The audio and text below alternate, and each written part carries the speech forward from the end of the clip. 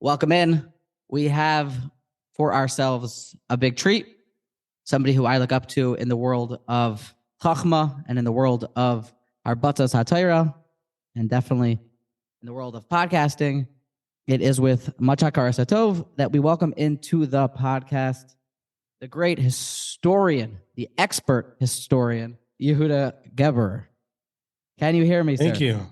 Yes, thank you so much. What a warm introduction. It's a high bar to live up to, so I don't know if I'm an expert or a historian, but I will, do my best. And thank you so much for having me. It's a pleasure to be here. I want to put forth right away that the reason that we're having this interview is because we're in an unprecedented time. This is a time where Klal Yisrael definitely feels like there is a midas hadin. It's a time of war, and it's a time where we're not really sure how to react, really whether we should be reacting in ways of action, what to be thinking. So I immediately thought of, well, doesn't seem like anything new, because ain't chadash tachas hashamas, there's nothing new underneath the sun. So why not go get a historian who knows about what happens in wars and knows how this stuff kind of goes down and what we should be thinking. And luckily, Mr. Yehuda Geberer agreed to come on the show.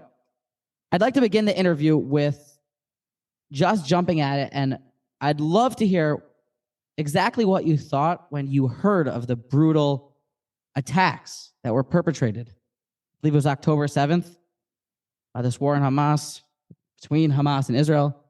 What were your initial thoughts when you heard about what was going on and what happened?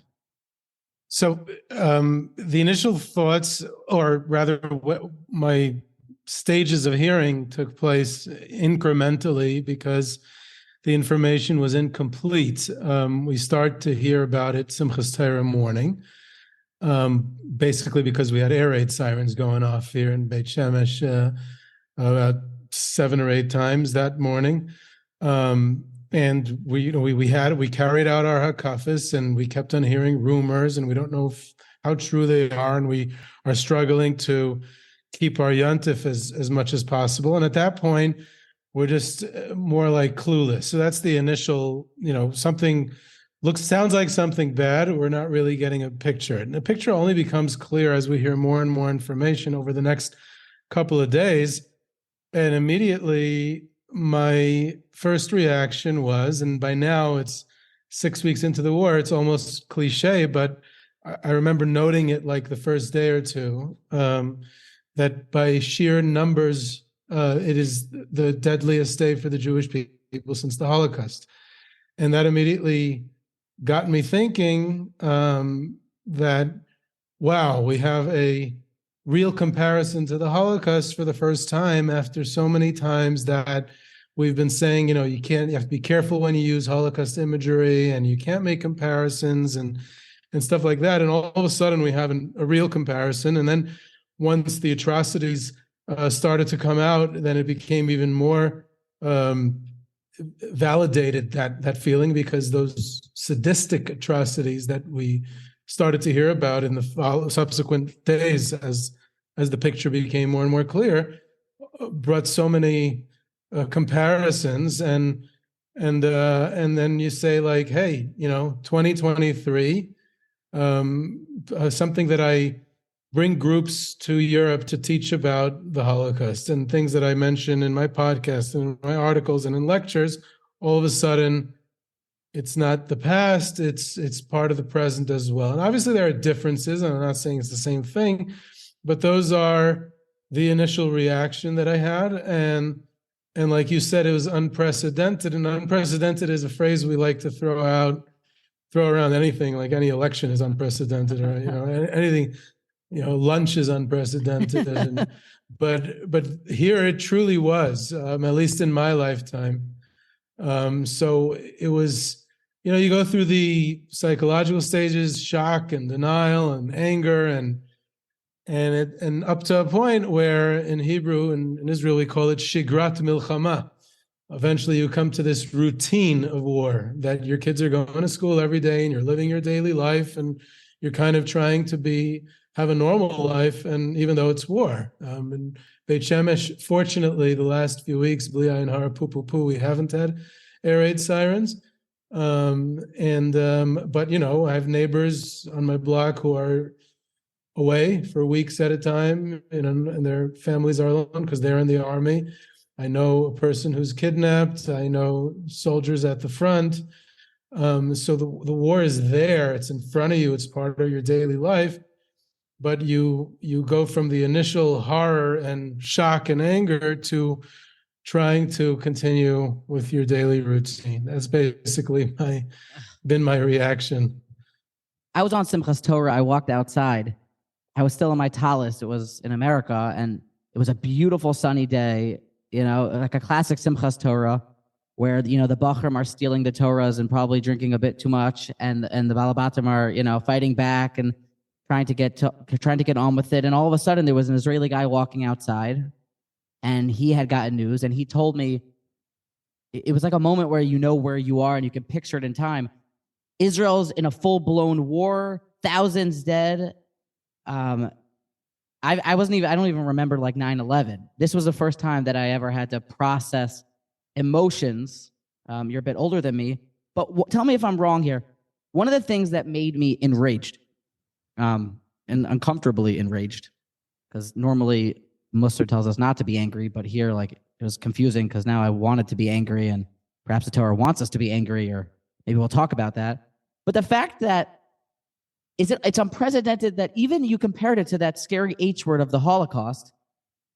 But the Holocaust, the Germans still tried to hide some of their actions until it became worldwide information. But these people were broadcasting it. That's what made me so angry. The fact that they're streaming it on TikTok and Instagram and promoting it.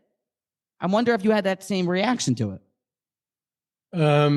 It did surprise me that they were so open about it. Generally, perpetrators are a bit more circumspect about that.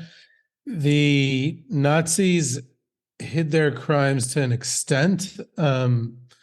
They definitely were proud of them to, on the other side, they did document it occasionally. Sometimes it was doing it for their friends and families. Sometimes it was for internal use.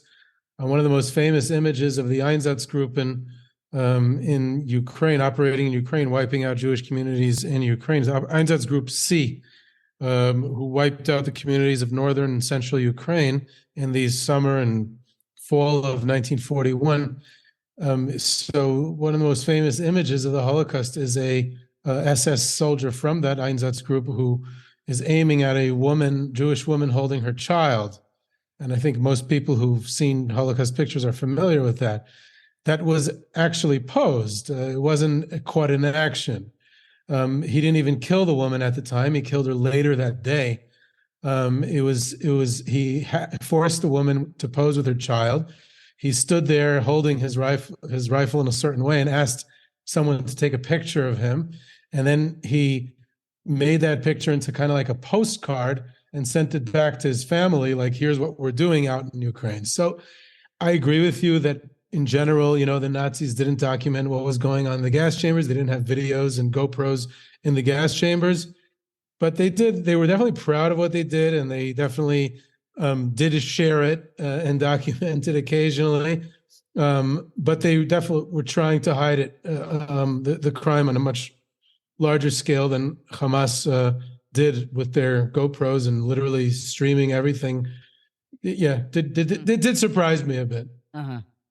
As soon as I reached out to you about the possible booking of this interview, and the excitement of trying to get some perspective from you on this, I was a bit perplexed in how one of the things that you mentioned that you wanted to make a point about and talk about was something that I wasn't really familiar about, and I'm hoping that you can shed some light about why you believe it's so crucial to talk about, but that's the idea of bearing witness.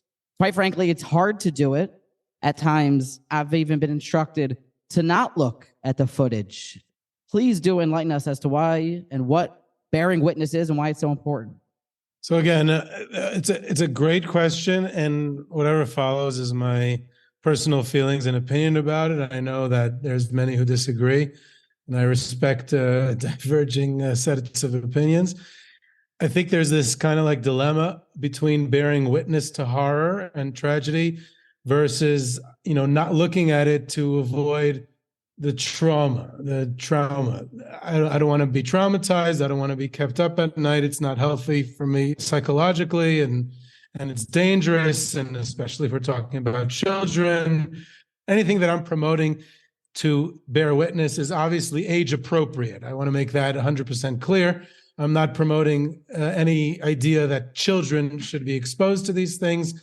And obviously it has to be age appropriate for adults.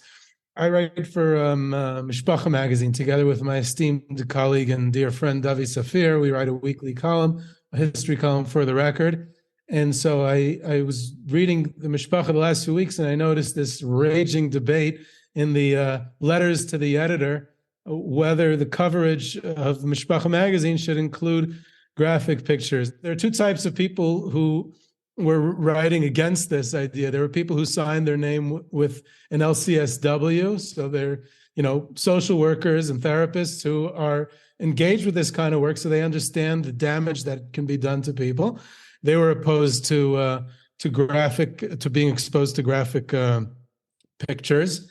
And other people who name withheld, so they obviously didn't really believe in their own opinions because they kept it anonymous. So the question is, should adults bear witness to the horror? My feeling of it is that you definitely need to bear witness to the horror, to the tragedy. You need to confront it. It's a form of denial that we can't confront the horror, we can't confront the tragedy. It's basically what a lot of these anti-Semites out there are doing. They're saying October 7th never happened, and it's propaganda, and it's ripping down the posters. I see it as posters. A person who says, I can't look at it. So then you're ripping out these people's faces. You're not willing to recognize the tragedy. It's a lot of people, when they spoke about it, and it gets very emotional and very charged atmosphere, they mention Naisei Ba'al. I don't even think the topic is Naisei Ba'al. I'll get to it in a second. Why not? Because I think Naisei Ba'al has its place here. I think there's a lot more to it than just Naisei Ba'al.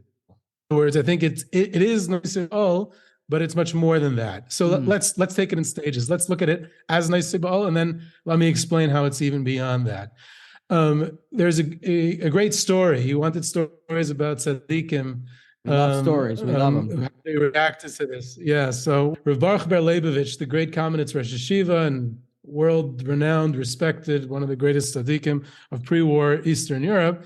So he was a kaddish. He was a person who was completely, a holy person, removed from the mundane a world that we deal with. And one of his things was that he disliked to almost an extreme newspapers. Newspapers are full of lashon hara and worse.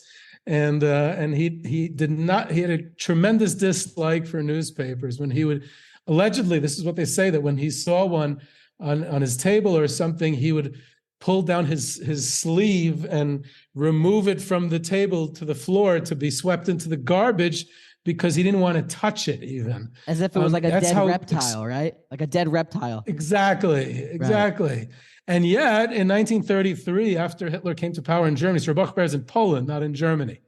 Hitler comes to power in Germany in 1933. For the next 6 years, until World War II begins, the Jews of Germany are suffering ever more intensely under Hitler. There's the Nuremberg laws, and they're stripped of their citizenship, and they're kicked out of their jobs, and they're kicked out of schools, and there's restrictions, and there's Kristallnacht, and shuls are burned, and Jews are arrested and sent to concentration camps, and all these terrible things. At that point, I don't know if it was the day after Hitler came to power, at some point after Hitler came to power, Rav Baruch Ber started to read newspapers. Wow. The thing that he had disliked so much in extreme. And people were shocked. What are you doing? So he said, Achenu b'nei Yisrael in Germany are going through Itzara. I need to know what is happening to them so that I could be nice to I need to know what they're going through. I need the details. I need the stories. I can't just know it in an abstract way. It's the equivalent of today's, graphics and videos, obviously. And it says, I need to go out of something that's so against my ideology, that's so against what I believe, because that's my responsibility as another Yid. I need to be nice about Chavera. In order to do that, I have to be reading the articles that describe in detail, in graphic detail, how Jews were beaten up on the streets, arrested, how Jews are stripped of their citizenship, how Jews are kicked out of their jobs, how Kristallnacht happens, how the Nuremberg laws are passed, so that he can be properly nice about. So I think that point is obvious, but I think that it gets past nice Baal territory. I think that, and I say this as taking responsibility myself and the community, Jewish Holocaust educators, or perhaps even Holocaust educators worldwide, not even non-Jewish, that we've been focusing, when we discuss the Holocaust, when we teach the Holocaust in trips, tours, lectures, books, museums, and a lot of other things, our focus is on inspiration. Our focus is on the story of survival, the miraculous story of survival. Want, right? That's what sells books. That's what people want. And motivation. They want inspiration, motivation. They want emunah. Emunah's good. They want humanity. They want the points of light. They want that one non-Jew who risked his life to save another Jew. So you see that even with all the evil, there's still goodness. And we failed. We failed as Holocaust educators because we focused on inspiration and we didn't confront the horror and the tragedy of the Holocaust. This and a bitter a survivor, and I asked him if he had ever seen people do tefillin or anything like that in the camps, and because that's what you read in the books. So he said, you think that Auschwitz was some sort of shtibel, that in this barracks they were putting on tefillin, and the next barracks they were davening mincha, and the next barracks they were lighting the Hanukkah there. He said, you don't understand. It was a horror. It was a terrible, terrible place. And maybe once in a while there was someone who also, in the midst of that horror, with great mesirus nefesh and heroics, put on tefillin, maybe, and maybe even gave his life for it. Who knows? But the point is, sorry. Go ahead. You're bringing up something that's already, as somebody who grew up in America, it's already hard to hear you talk about these things. And it's because I feel like a very, for lack of a better word, desensitized for only peace and love. But I guess it's a perspective that you bring with history.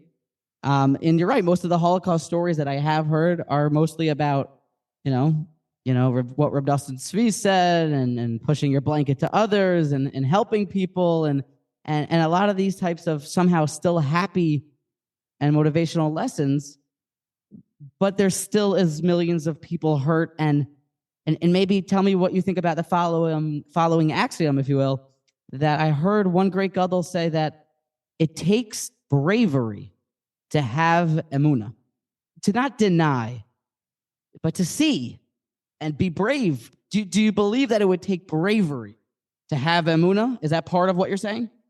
Yeah, that's a great way. I like that, because it's exactly that. It's when I see the tragedy and I confront the horror and I see the evil, I look at the bad and in the eye and I say, I don't understand it.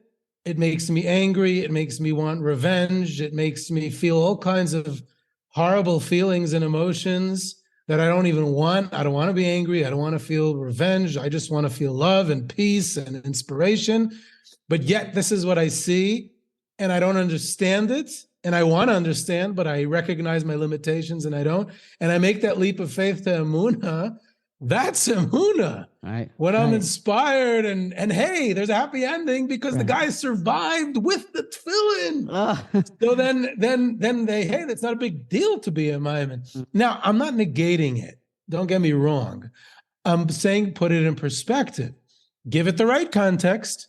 Give it its place. It has to be balanced. You can't be over-focused on it.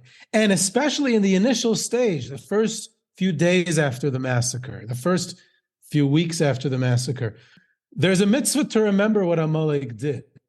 It doesn't say, remember to be inspired from how people survived Amalek. It's a brilliant diak. It's a brilliant analysis. Right. And, I'll tell you something. A few years ago, and I say this every single time I bring a group to Auschwitz. On our way in, I say this story. And again, about tzaddikim. So you like tzaddikim, right? We love tzaddikim stories. So several years ago, I had the privilege. There was a day, a Yom Iyun, a day of educators, Haredi educators from all over Israel came to Yad Vashem, a Haredi day at Yad Vashem for Haredi Holocaust education. And the keynote speaker was the Heilige Tolner Rebbe Shlita. Zlang in the Stark is a wonderful speaker, brilliant man. I really, really admire him. Not that he needs my askama. And he spoke and he said a vart there that I repeat every single time I bring a group to Auschwitz. He said that there's two mitzvahs of history in the Torah. One, a general mitzvah to know Jewish history. And then one, a mitzvah to remember the tragedies of Jewish history. And all the Svarim HaKadoshim speak about how Amalek is shebechol dar v'dar im d'maleinu chaliseinu. It's not only that one specific time. So he said, now I don't know diktuk, so I'm just taking his word for it. He said there's a difference between when the shva sign, the vowel, is under the zayin, zichar yemais eilam, binu shneis v'dar v'dar, and when the kamatz vowel is under the zayin, zachar eis asher asu l'cha amalek. He said that when it's a kamatz, it's a stronger language, it's a stronger command, it's heavier, as opposed to zichar is a softer expression. That's what he said. So the question is why? Why over here is it, softer expression? So the Talmud Rabbi said that when it's zichar yemai Yisrael binu shnei dar v'dar, it's a really easy mitzvah to fulfill. You know how? You just read the end of the pasuk. Sha'al avicha v'yaged chazakeinecha v'yamru lach. Go to your parents, find out the traditions, find out the Messiah, go to your Rabbeim, go to your grandparents, go to the Zakanim. He said, what happens when Amalek wipes out Klal Yisrael, or part of Klal Yisrael? And you lost the tradition, you lost that generation. And you're wondering, what is this? Where do I come from? Why did Amalek come and destroy us? What's happening here? What was this churban? So the Torah says, you're going to say, well, I don't have anyone to ask, and I'm full of questions, so I'm just going to move on because it's too horrible. I can't confront the tragedy. So the Torah says, Zachar eis asher asa Amalek, a very strong command. And the Talmud Rebbe then went on in his own words, and he said, the Torah is telling you, go to Yad Vashem, go to Auschwitz, go read books about the Holocaust, go get a Holocaust education. That's what the Torah is telling you, because you need to confront the tragedy. You need to find out what Amalek does and how he operates. It's very important. Now, if you look at the Chazals of the Gemaras and Midrashim on Eicha, Tisha B'Av time, everyone's very into that. Those are incredibly graphic. The Chazals on the Teichacha, on the Churban Beis HaMikdash. Right. They talk about blood and starving and blood and cannibalism and mothers eating children. Others eating children. There's the Chazal of 9 kabin of brain on a rock from Jewish children who were massacred. These are midrashim. These are gemaras. Now, they did not have video and pictures in the time of Chazal. So the only way to convey a horrible image or a horrible video in the times of Chazal was to create a text that's so graphic that you're horrified. And Chazal went out of their way to do it. So, luckily they didn't have people in writing to Chazal's letters to the editor pages, telling them, you're not allowed to write such graphic descriptions because people aren't going to be able to sleep at night and they're going to be traumatized. Well, apparently Chazal felt you're supposed to be traumatized. On Tisha B'Av, when you're sitting on the floor and mourning the Beis HaMikdash, when the tragedy happens, then you're supposed to be traumatized. The kinnis on Tisha B'Av about the Crusades or things that were composed, I don't know if we say them on Tisha B'Av or not, about Tach V'Tat, the Khmelnytsky massacres in 1648, 1649. They're incredibly graphic. Ugh, I heard your episode and I still can't sleep about it with just something to do with cats. I don't know if you know what I'm referring to. Yeah, and rape and beheading Pillaging and lynching. all kinds of things. So apparently these Gedolei Olam, these great tzaddikim who wrote these kinnis, and the Chazal HaKadoshim who wrote it, they felt that we need to be traumatized. They felt that we need to confront the horror. Or at least educated and informed about it. Maybe we'll just say that. Yeah, exactly. No, I agree. So I might be too provocative with my semantics, and I agree that we can tone down. We could say educated. No. We never want to tone it down. Like you said, it's only natural if you confront it with honesty and authenticity that it will just naturally lead to such a grotesque and kind of chills type of feeling. Yeah, in war in general, war is horrible. Tragedy is horrible. You have the Kilgore versus Kurtz approach to war, whether it's Charlie Don't Surf or Becoming a Friend of Mortal Terror. Is it Ride of the Valkyries or the horror? I have no idea what you're talking about, to be honest. Well, most of your listeners will, and if they don't, then they shouldn't be listening. So the idea is there's two ways to look at war. Is war just a means to victory, or inspiration, or finding the light within the darkness, or is there a tragedy there that I have to recognize? Is there, if you ask someone what happened in the Holocaust, and they say, people struggled to survive, the Nazis dehumanized them, they put numbers on their arms, and they struggled to survive, and some of them did. To me, that's not what happened in the Holocaust. What happened in the Holocaust was that nearly 6 million Jews were killed in the most brutal, sadistic fashions, tortured very often, killed in gas chambers and killing pits and kivrei achim. And somehow, some few, very, very few miraculously survived. And we owe those survivors everything for rebuilding the world that we live in and with the trauma that they witnessed. So bearing witness is much, much more than Naisei Ba'ol, which on its own merits is good enough. That's what Rabbi That's extra credit, right? That's extra credit. Yeah, exactly. What I'm saying is that there's this idea of being engaged in the tragedy, of being a part of it, of seeing it. And look around the world. There's so much denial out there. You want to support that denial by saying it's too hard to look at, so I don't want to be traumatized, or you want to say no. They want to show members of Congress the graphic, the most graphic, right? What we've been seeing apparently is nothing compared to the actual real, footage. So again, I don't know what each person should be viewing, and I'm not going to tell everyone what they should be. Everyone decide on your own. I'm just expressing an opinion that the idea that we should be shy, except for children, obviously, who shouldn't be exposed to it at all. But you want to be able to be a witness. You want to be able to say, I went through this stage in Jewish history, and I didn't stand off to the side. I was involved. I understood what was happening, and I'm here to tell that story. It wasn't even that long ago that I had, as they say, a bad day where I was just walking and I, dropped my sefarim on the floor and I was walking to yeshiva. I was wearing regular, like my Shabbos shoes because it was Sunday and I didn't change yet. And I stepped in a puddle and socks got wet. And then I spilled my coffee and first aider on my shirt. It was those type of, and I had no idea what the Rev was talking about during Shir. It wasn't, stuck in traffic. The list goes on. But I remember somebody told me, like, it's all for the best. Like, it's good. And I wanted to strangle them, even though, I tried to hold myself back. I went to a Rav with this feeling because, maybe now I'm lacking faith. But he said, if someone just says, yeah, it's so good, most likely they're kind of not acknowledging or recognizing that, whoa, your socks are wet, your shirt's dirty, and you're a half hour late home. But that happened, and you acknowledge it. And after you acknowledge, see, and are now informed, understand perhaps, well, then you can maybe move into bitachon from there. Perhaps that has to do with what we're talking about. It's very good. I like that analogy. And are we allowed to say a vart on this podcast, or it's strictly history? No, this is strictly Torah with a little bit of history.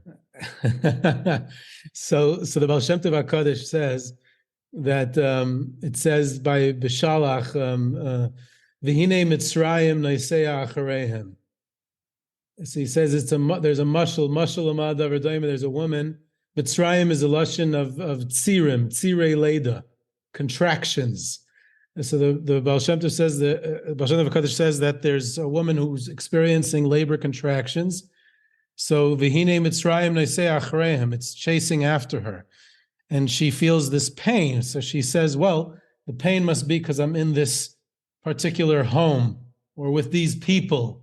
So let me run to another place, and the pain won't be there." So she runs away, and of course it's labor pain, so it's still with her. So she's still experiencing the pain. So she said, "Well, okay, maybe this town, maybe it's my job, maybe it's something else." So she runs away. She keeps on running away, and the pain persists until finally she says, "I realize that the pain is within me. It's part of me. This is part of what I'm experiencing, and it's my own experience, and I need to confront it." And the Baal Shem Tov says later on in the parsha, it says, "Ki asher re'isem es Mitzrayim hayayim lo'isesifun l'roisam ad olam." So Baal Shem Tov says it should say Ki asher re'isem es Mitzrayim hayayim. Why does it say Ki asher re'isem es Mitzrayim hayayim? So he says Ki asher re'isem, by you looking at your tsaris, by you confronting it, by you accepting it, and by recognizing that your pain is part of your reality and not running away from it, then that will give you the strength to move on from it. Powerful. So, that follows in the same way. Totally. Especially if it's Klal Yisrael's pain. No, definitely. Denial is definitely not a way that any therapist would say to go about recovery. So maybe this does segue into the next idea. Before we say something that may get us in trouble, the idea that the word perpetrator has come up quite frequently. I think it's that Hamas is Islamic terrorist group. I believe that's how they put it. I don't know if it's Hamas or Hamas. I don't know if it's Hezbollah or Hezbollah. But I don't mean to make a joke, but I just don't. But the fact that you had mentioned, you found it interesting how innocent, or people that are born maybe just like you and I, grow up to either believe and want to accomplish things that these horrible, hellacious insects, these monsters, accomplished. I'd like to ask you to expound upon that as well. It's a good question. I'd start with questioning how you phrased it. They're monsters. They're animals. They're subhuman. Not even animals would do such a thing. Stuff like that. So that's part of what I'm questioning about perpetrators. By calling them animals or monsters, we're distancing them. We're almost absolving them, actually, because monsters and animals don't have bechira.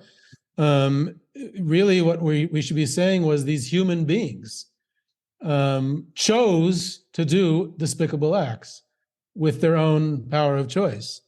And that's the way to understand perpetrators, is that there's an ideology, there's an environment, there's an educational system, there's a political system, there's hate, there's evil, and there's community, there's social interactions that all come together, a whole confluence of factors. There's antisemitism, there's radical Islam, there's religious beliefs. All these things can come together to bring a human being to make a choice to go ahead and express his humanity by carrying out sadistic acts of cruelty and murdering other people and beheading and torturing and all those other stuff. And here's another thing. I don't mean to make this like a confession for myself as a Holocaust educator, or on behalf of I'm definitely not speaking on behalf of others in the Holocaust education community. but like similar to what I said before, I think we were negligent. I think we as Jewish Holocaust educators, across the boards, religious, secular, American, Israeli, we were negligent in our focus in Holocaust education, that our focus was almost entirely on the victims, because it's a Jewish story, it's a Jewish victim. How did the victims react? How did they maintain their humanity? How did they react to every stage of their dehumanization, and to how did they walk to their deaths? How did they try to live? How did they help others? How did they not help others? How did they, all kinds of things that are completely victim focused. And we ignored pretty much the perpetrators and perpetrator research and educating what a perpetrator is. I'm sorry, I keep interrupting, but Go ahead. The idea that you're bringing up is hitting me in a very strong way, and I feel like it's almost just I'm just recycling the words and describing the tragedy, that it was animalistic and barbaric, like you're saying. And the great psychologist and Talmud Chacham, perhaps you read the book of The Secrets of the Soul, I believe it is, Rabbi Hoffman, one of the psychotherapists and Talmud. Perhaps, but he talks a great deal about this idea of that it's scary to acknowledge things, because when you hear a tragedy, you subconsciously relate to it in a personal way. You heard somebody maybe left the fold of Torah. Why is it so scary? Like, whoa, look at what human nature or bechira is possible to really do. And if I may continue down the path of some Torah, the Rambam does give it over to us in halacha, that free will means that one can choose to be as great as Moshe Rabbeinu, or as wretched as Yeravam ben Avad. That's a scary thing to acknowledge.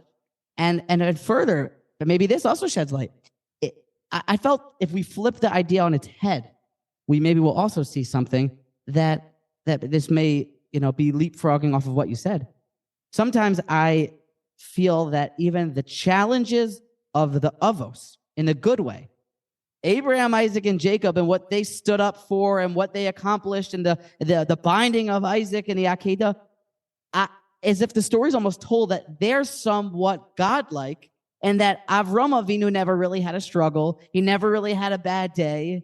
As if the whole idea of humanity and the whole idea of that these are not, God forbid, not to bring them down in any way, but to actually bring them up, that they are people, and yet they still were able with their free will to choose to act so godlike. Exactly. Perhaps, we'll just focus on the side of evil now, since, we're already in a depressed state, so we might as well continue in that theme. But that's exactly it. They're human beings who made choices, and that's what makes it even more scary and much more of a learning lesson and learning experience, because it is about humanity. This is the essence of what humanity is, and incredibly enough, there's been a ton of research out there done. So it's not like we would have to invent the wheel, both in social psychology and by historians. And some of these names are quite famous. People have heard of them. They're kind of like buzzwords. The Stanley Milgram experiment on authority that was done in Yale in the 1960s, 1961. Actually, most people who speak about the Milgram experiment don't even know that the reason Milgram carried out his experiment on authority in 1961 was because of the Eichmann trial. He saw the Eichmann trial being reported in the news, and Eichmann, at his defense given to the court, was very similar to the Nuremberg defense, that I was just following orders, and that would absolve him of responsibility. So Milgram was curious. How does that work? How does authority work? And how do people absolve themselves of responsibility by following orders? And then you have the Philip Zimbardo prison experiment, which is a controversial experiment in Stanford University in the 70s, about how an environment creates, can create a sense of cruelty, can affect behavior. My very being in an environment with a certain type of uniform, with a certain type of people, with a certain type of hierarchy in place, can actually impact my behavior. And guess what? Way before Philip Zimbardo, the Rambam says that you're nifal ufi svivaisa. So the idea is that there's all kinds of very basic ideas of human nature, very basic things in human nature, and historians have contributed to this as well. The world-renowned historian Christopher Browning, the Holocaust historian, Christopher Browning, he wrote, one of his many books that he wrote was about Battalion 101 or something like that, about this group of German police officers who were not SS, and these people were shipped quite suddenly to the east. People were middle-aged police officers in Hamburg, they had desk jobs or regular standard police work, nothing to do with Jews or anti-Semitism or the final solution. And they had to go actually and shoot Jews into pits and wipe them out, men, women, and children. Not only that, but they were given a choice. Their commanding officer said, anyone who's not comfortable with this, not capable of doing this, you can leave and nothing will happen to you. You won't be punished. You won't be reprimanded. You can leave. It's okay. And, I think one or two did, but the overwhelming majority did not. And he follows them in this book, trying to figure out what was their motivation. And he talks about how social pressures work and how, when you're part of a group and everyone's doing the thing together and you're identifying as part of that group. And there's a lot to say for it. There's a lot to say for how ideologies develop and how educational systems work. And all of this goes into how anti-Semitism develops throughout history and how it carries over. And I think that it will help us confront horror, confront tragedy, be prepared for it in the future, along with all the regular hishtadlus of davening and learning Torah and emunah and bitachon and everything. And of course, if Hashem wants it to happen, then all our preparations are futile and useless. But the side of the perpetrator has value in understanding the story. Right. It's a lot of these are new perspectives, at least for me. A lot of this is uncharted territory, like you've said. I want to try to take the conversation to a more kumva aseh, type of take the information and maybe bundle it up and do something with a type of approach. This, like we said, this isn't the first war that we're going through, and the bird's eye view that you can give us through your historical perspective, as Winston Churchill, I believe, once said, who I like to declare as one of the top 5 most yeshivish Gentiles, amongst Carnegie and Lincoln, maybe, or Washington, or Ayn Shum. But either way, the idea is that the farther that we can look back to our history is the further that we can actually look forward and tell time. History tends to repeat itself if we don't learn from it. So when you see this situation, the current situation that we're in, the processing of it and the reaction, can you look to I want to pinpoint a specific reaction from, like you say, we love Gedolim stories, from the ones that are that model student, the great rabbis that have been in this situation, how they reacted, and maybe tell us a perspective how you think, in a positive way, in our get up and do something type of way, you think that the great tzaddikim would enlighten us as to how we should act. That's wonderful. I mean, the best way to try to learn how to act is to see how great people did it. And we mentioned Rabbi Geberer. I think that's the great, that was a great story in this context. That was the beginning of the Holocaust. And throughout the Holocaust, we saw all kinds of reactions from different tzaddikim. There was just this week, they had this march in Washington. So they had a rabbis march, Orthodox rabbis march in Washington during the Holocaust, which was an incredible story because these rabbis were Eastern European. They hadn't grown up in democracies. They were immigrants. And who was a part of this march? What type of Orthodox rabbis? Like, can you give us a name? Who went on this march? Sure, Rebbe Eliezer Silver, the Kapishnitzer Rebbe, all the big rabbis of the day. There's a list out there of, I think Rabbi Feinstein was there. There's all the big tzaddikim, all the big rabbis were there.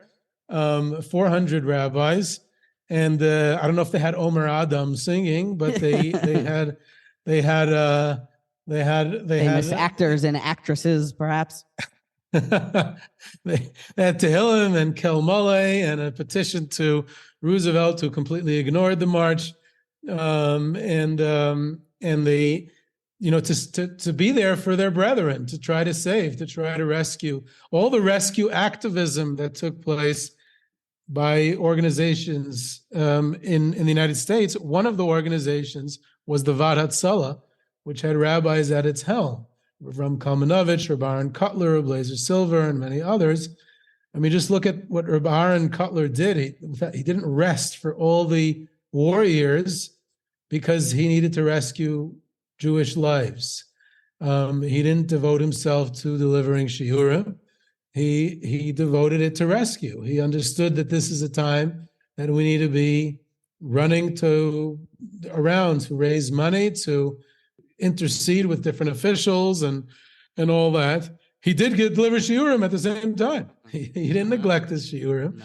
He delivered shiurim in New York, and then it was the beginning of his White Plains, which later moved to Lakewood. But he understood that the priority is rescue. Mm-hmm. There are many others like that. The Geberer Rebbe had escaped. The Me'amis, the great Geberer Rebbe, leader of Polish Jewry, had escaped at the beginning of the war. And when it became clear to him what was happening back in Poland, he called a fast day. He declared a fast day, and he tried to organize a unified response amongst the entire rabbinate and Jewish communities of Yerushalayim. He was almost completely successful. There was one faction who didn't want to join, which greatly disturbed and hurt the Geberer Rebbe, that how could you not join together and put your political and religious differences aside when Polish Jewry is getting wiped out? Everyone should be united around this. That seems to be a cause that everyone should be united around. So he got almost everyone united around it. And it was actually a fast day. They declared a fast day with slichus and a kenes, a tefillah of everything. That's a real public act, to make a real fast day. So I think that's something we can learn from as well.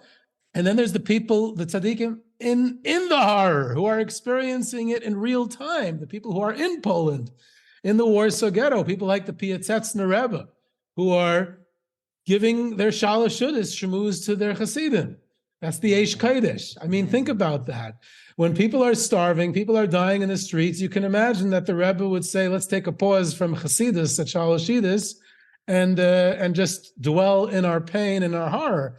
And he says, no, we're going to continue speaking. We're going to continue talking. We're going to continue inspiring. I'm not against inspiring. Right? Meaning you're just, it sounds like, correct me if I'm wrong, that it sounds like the approach is with a certain bravery, acknowledging and recognizing, and then strengthening yourself and galvanizing others around you to work positively and influencing for the good. Exactly. There's another tzaddik in the Warsaw Ghetto, the Alexander Rebbe, and he was killed in Treblinka together with his chassidim, the last Alexander Rebbe, in the gas chambers in Treblinka. And when he was in the Warsaw Ghetto, his chassidim asked him, what should we do? What should we be doing in this situation? Exactly what you asked. So this is a direct answer from a tzaddik, what to do in a horrible situation like this. So he said that when we say, and he should, and he said that in Rosh Hashanah Yom Kippur, we say, Utshuva utfilu tzedakah ma'avir nisraya gzeira. And in all the machzairim, it says a little words on top. On top of the word tshuva, it says tzaim, fasting. And on top of the word tefillah, it says koil, the voice. And he's on top of the word tzedakah, it says mammon, money. So he said, so let's look around at what we have. He said, mammon, no one has any money. No one has any money in the Warsaw Ghetto. And so we can't do anything with our money. He said, we also don't have tzaim because we're fasting anyway because we don't have any food. So it's not like we're going out of our way to try to fast in honor of, to try to do tshuva. So the tzaim doesn't count either.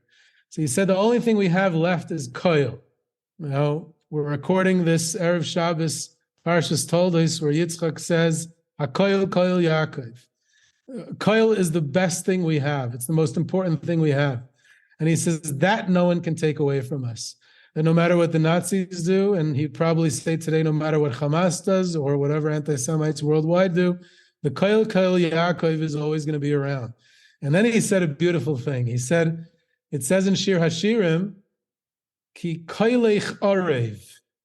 And usually we translate Orev that it's pleasant. It's pleasant, right? Chazal even learned from that Koil Erva, because Koil is pleasant. So it means, so he said Orev can also mean Arevus. It's a collateral. It's like for a loan, you take a guarantor. An arvus, right? A guarantor. So he says, Ki koilech arev. When you don't have the tzaim and the mammon, don't worry about it. Don't think that, oh, I just have koil, it's not enough. I need all three. No. Koilech arev. Your koil alone works. When you don't have anything else, all you have is your koil. Don't worry, that's enough. That works. It's arev. It's an arvus for everything else. And that's what we have. That's our best thing we have. And in the weeks after this terrible tragedy, this massacre, so I think a lot of Jews around the world are all struggling. What can I do? What can I do to help? What can I do to help? Everyone's trying to help. And people of means are able to donate, and some people aren't of means. And even if you are of means, after a while, it was like, it seems like they have everything they need. I mean, like, what else can I give?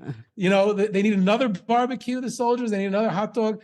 Like, so what am I going to do? And I could fast for them, I guess. Fasting for some people is hard. But we should know that Koilech Arev, the Koil Yaakov, that's the most powerful instrument that we have. And Alexander Rebbe taught us that that's enough. That is the guarantee. That's a plethora and a bevy of stories that you've given us. It definitely seems very, it's very timely, like you mentioned, that Parshas told us now, Akol Kol Yaakov Ayadayim Midei Esav, even before these fetuses are born, they are arguing and going at it. It definitely seems like it's part of destiny for us to jostle about. I want to bring up something that is we did not discuss before the show, and I wonder what your reaction is going to be. I haven't heard anybody say it, and I don't want to sound like a Shabsai Tzvi or Bar Kochba, but we're taught that the world is a 6,000-year world, I believe it says in Talmud Bavli, and it's 2,000 years of something, and then 2,000 years of something else, and something to do with Torah there, but it's 6,000 years. I think we're somewhere in the good spot. Oh, 2,000 years of Mashiach, I believe, is the last of the three. So I think we're getting close to that. I want to know, am I off base that Jewish people are now, after I believe it's 1,000 years since we've been at the Western Wall, and with all of the brisker Torah as to where the third and eventual temple will stand, on which mountain and on which plateau, and with everything going on, am I crazy to drop the word Mashiach here? I don't know I don't think you're crazy. That's in general. I don't know much about Mashiach, so I don't have an opinion. I do know that we've had too many false hopes and we've become very cynical. So it's probably best not to flag those hopes again. But look, you and I, and hopefully all our listeners, believe whenever he decides it's the right time. And but I don't know. I don't know enough about the Messianic era to be able to know, especially the future. I'm much better at the past. I can tell you all about the times he didn't come, actually. I hear. We are, like you said, commanded to believe it and hope for it in a real way every day. So I guess that can't be denied, and I can't be flagged for that. Like you said about Shabsai Tzvi, the high that the Jewish people experienced with the advent of Shabtai Tzvi was so high that the low that was experienced by the Jewish people after he was exposed as a fraud, as the whole debacle that it was, that low is something that we've, to a certain extent, never recovered from. And we've become a bit cynical about it, that we put him on the back burner, so to speak, that except for unique individuals like the Chavetz Chaim would sit actually by his window and wait for Mashiach. But for the masses, and I include myself in that, we believe, but, there's an old awful Jewish joke, terrible Jewish joke. Most of the Jewish jokes are not. That a guy is telling, meets his friend. He says, "Oh, how you doing? What do you do for a living these days?" In the shtetl in Eastern Europe. So he said, "Oh, the kahal hired me to sit at the entrance of the shtetl to be the first one from the town to greet Mashiach when he comes." So he said, "Oh, all right, nice job. Yeah, okay. How much do they pay you?" So he said, "They pay me 1 ruble a month." So he said, that's very little. So he said, "Yeah, but it's a steady job." I think I understand the joke, but the message is coming across, definitely. It's terrible. No, it's not terrible. It's powerful, and the jokes normally have. My late Safta used to say that many a truth is said in jest. Exactly. There's a great deal there. I want to try to wrap up the conversation with, we've spoken a great deal about the bravery that it takes to have bitachon and muna and bitachon, acknowledging somewhat acceptance. And I wanted to close up the conversation with maybe if I paint the picture like this, you had an opportunity to give people, 2 minutes. No, let's say less than that. You got 30 seconds where they gave you the microphone in Madison Square Garden by an asifa, setting the stage, so if you could stand up and say, to these people, some of like one final parting thought, what they should, think of when they wake up in the morning and they are struggling and they're accepting and they're working through their emotions, what would be your parting message on this great stage? Wow. First of all, I'd be terrified. It also would take more than 30 seconds just to say all the thank yous you're supposed to say at the beginning of a speech like that. But if I'd get past my fear and my trepidation, then I think I would leave off with saying that history, all history, and specifically Jewish history, is very deterministic. It's determined by the one above, and it flows with the ebb and flow of human life. God created certain parameters of nature, of society, of human nature that makes history flow in a very deterministic way. And besides for it being deterministic, it's also cyclical. We think of history very often as progressive in like a linear path. It progresses towards a certain goal. And really it progresses in almost like a spiral. In other words, it's progressing, it's getting there, but it's very cyclical. So take those two things together, being that it's deterministic and cyclical. So you expect things to happen again, expect things to appear in a new form. And therefore, the way for you to be a part of it, the way for you to be engaged is by incorporating the timeless lessons of the past and recognizing that you're part of history. And history is right now. Instead of just standing by and being a bystander to history or ignoring it completely, you have the opportunity to write a chapter, and the chapter can be as glorious as all the previous ones, leaving your mark on it. So don't sit idly by, be fully engaged, and be fully cognizant that you're writing the next chapter, and you want it to fit in very nicely to the story of all the previous chapters. That would definitely get a standing ovation. the idea that you're preaching here of human free will and bechira, and your ability to harness that gift that only humans have and write history is something that should empower any person listening to this. Hope so. Mr. Geberer, Rabbi Yehuda Geberer, it has been a pleasure. I would like, before you sign off, you are never going to plug yourself or your own podcasts, but I would like to jump in and say that history and learning Jewish history, not only will it increase your emunah and make Judaism very real for you, but it will also eventually become somewhat of a very pleasurable pastime, to say the least. It's something everyone should know, and I know of no better way than the Jewish History Soundbites podcast. It's consistent. There are hundreds of episodes now with 1.3 million downloads and 400 episodes in total, I believe. Mazel tov on that. Thank you. I would tell everyone that go and subscribe, and you'll thank yourself later. And I would like to thank you for your time.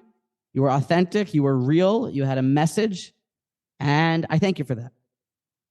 Thank you so much. I really appreciate you having me. And this was a lot of fun and informative. And you should continue doing the wonderful things you do. I'm really a fan of your work and your podcast, and it should continue having lots of atzlacha. Thank you so much. Amen.